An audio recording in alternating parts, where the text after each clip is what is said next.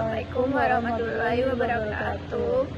Saya Violeta Berdana Putri dengan NIM 202406106176. Saya Saskia Imal Darisa dengan NIM 202401600177. Di sini kami akan mempresentasikan hasil diskusi kami yang berjudul Eksploitasi Sumber Daya Alam dan Hak Masyarakat Lokal, Tinjauan Hukum atas Ketimpangan Manfaat Pertambangan. Pendahuluan. Indonesia merupakan negara yang memiliki kekayaan sumber daya alam yang melimpah, terutama di sektor pertambangan mineral dan batu bara.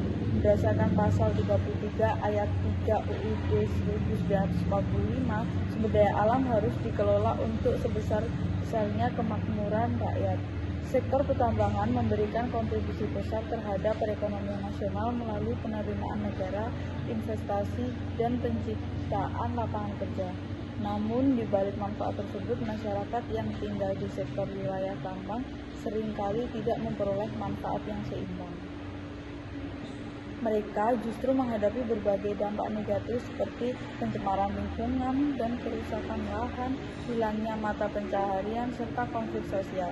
Berdasarkan kondisi tersebut, muncul pertanyaan mengenai bagaimana perlindungan hukum terhadap masyarakat lokal dan bagaimana tanggung jawab negara dan perusahaan dalam mengatasi ketimpangan manfaat pertambangan. Rumusan masalah.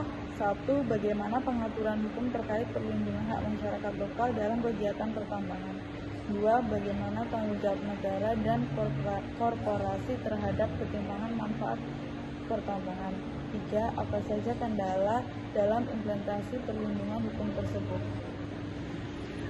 Pengaturan hukum pelindungan hak masyarakat lokal.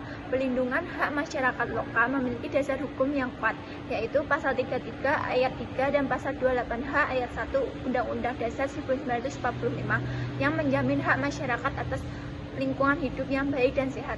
Selain itu, perlindungan tersebut diatur dalam UU Nomor 32 Tahun 2009 tentang Perlindungan dan Pengelolaan Lingkungan Hidup dan UU Nomor 3 Tahun 2020 tentang Pertambangan Mineral dan Batu Bara. Peraturan tersebut memberikan hak kepada masyarakat untuk memperoleh informasi, partisipasi dalam pengambilan keputusan, serta mengajukan keberatan atau gugatan apabila terjadi kerusakan lingkungan akibat kegiatan pertambangan. Tanggung jawab negara dan korporasi. Negara memiliki tanggungan untuk mengatur, mengelola, dan mengawasi kegiatan pertambangan agar manfaat dapat dirasakan secara adil oleh masyarakat. Sementara itu, perusahaan pertambangan memiliki kewajiban untuk melaksanakan reklamasi dan penca tambang, menjaga kelestarian lingkungan, menjalankan program Corporate Social Responsibility atau CSR, memberdayakan masyarakat sekitar tambang. Dengan demikian, negara dan korporasi harus bekerja sama untuk memastikan bahwa pengelolaan sumber daya alam tidak hanya menguntungkan secara ekonomi, tapi juga memberikan manfaat sosial bagi masyarakat. Kendala dalam perlindungan hak masyarakat lokal. Dalam praktiknya masih dapat berbagai kendala, antara lain lemahnya pengawasan dan penegakan hukum, kurangnya akses informasi bagi masyarakat, rendahnya partisipasi masyarakat dalam proses perizinan, dominasi kepentingan ekonomi dibanding pelindungan lingkungan, sulitnya akses masyarakat terhadap keadilan. Akibatnya, ketimpangan manfaat pertambangan masih sering terjadi di berbagai daerah. Analisis keadilan lingkungan. Kondisi tersebut menunjukkan belum terwujudnya prinsip keadilan lingkungan masyarakat lokal yang seringkali menanggung dampak lingkungan yang lebih besar dibandingkan manfaat yang mereka peroleh. Oleh karena itu, diperlukan 1. Penguatan penegakan hukum, 2. Transparansi dalam pengelolaan pertambangan, 3. Peningkatan partisipasi masyarakat, penerapan prinsip pembangunan berkelanjutan.